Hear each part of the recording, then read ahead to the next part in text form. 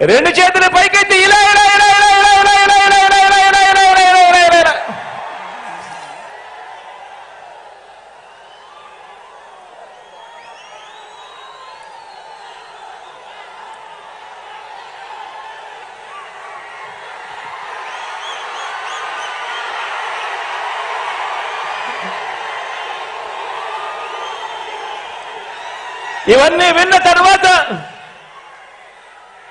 ఇవన్నీ విన్న తరువాత ఇన్ని నిజాలు తెలిసిన తరువాత ఏ ఒక్కరైనా కూడా ఇవన్నీ విన్న తరువాత ఇన్ని నిజాలు తెలిసిన తరువాత ఏ ఒక్కరైనా కూడా మీ బిడ్డ ప్రభుత్వం, మీ అన్న ప్రభుత్వం, మీ తమ్ముడి ప్రభుత్వానికి తోడుగా నిలబడకుండా ఉండగలరా అని అడుగుతా ఉన్నాను ఈ సందర్భంగా.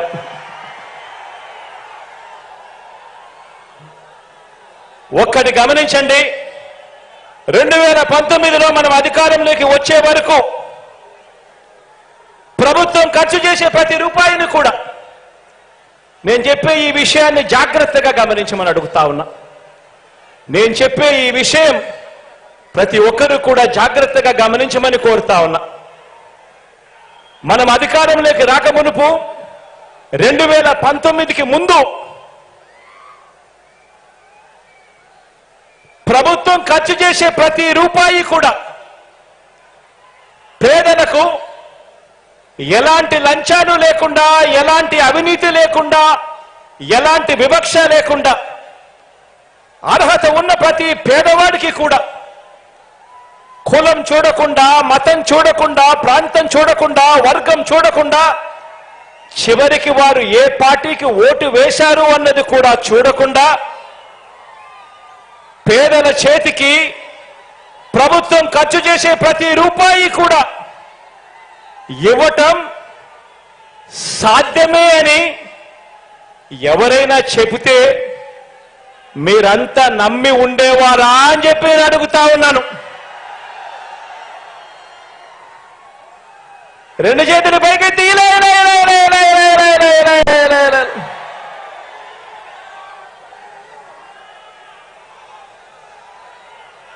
అలా చేయవచ్చు అని ఎవరైనా చెబితే నమ్మశక్యంగా ఉండేదా అని అడుగుతా ఉన్నా. కానీ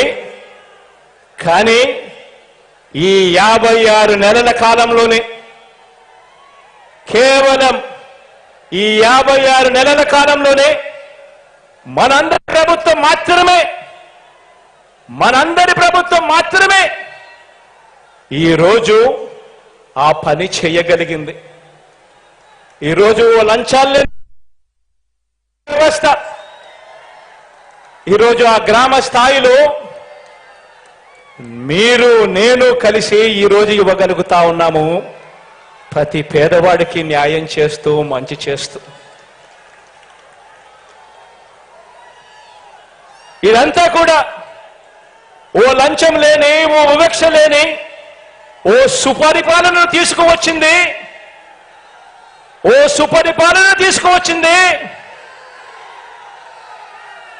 ఓ వైఎస్ఆర్సీపీ పార్టీ, మీ జగన్ అని చెప్పడానికి గర్వపడతా ఉన్నా. రాష్ట్రంలో ప్రతి పేద కుటుంబాన్ని మీరందరూ అడగండి. ప్రతి ఇంటికి మీరు వెళ్ళినప్పుడు, ఆ ప్రతి పేద కుటుంబంలో మీరు కూర్చొని ఉన్నప్పుడు ఆ ప్రతి పేద కుటుంబాన్ని అడగండి. రాష్ట్రంలో ఉన్న ప్రతి పేద కుటుంబాన్ని వాళ్ళ ఇళ్లకు వెళ్ళి మీరు అడగండి. గత 10 సంవత్సరాలు అంటే మన